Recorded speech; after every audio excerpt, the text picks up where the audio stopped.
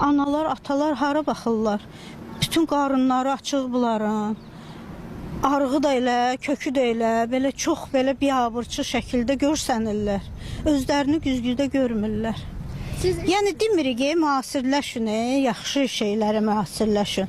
Çox təəssüflər olsun ki, müasirliyi mən açıq-saçıq geyinməliyi əmnən səhv salırlar. Müasirlik əslində savaddır, təhsildir, elmdir, dünya görüşüdür, müasirlik mədəniyyətdir, müasirlik hörmətdir, müasirlik elə o adət-ənənələri qorumaqdır, yaxşı adət-ənənələridir. Amma yəni ki, burada səhv bəli qarışdırılır Nurayən xanım, siz haqlısınız. O həmin dediyiniz o Şirəli babanı şoka salan momentlər, həm də bu psixoloji nüansı var ki, qadının elə orqanları, yəni də hamısını açıb çöldə, o bayırda göstərməsi psixoloji tərəfdən onun enerjisinə mənfi təsir edir.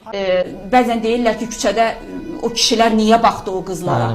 Əgər bu qızın hər yeri açıqdırsa, sinə çöldə, baldır çöldədirsə və cəlbedici formada geyinib gəzirsə çöldə, o kişi təbii olaraq, təbiəti gərəyi gözü ora qaçacaq bürünür.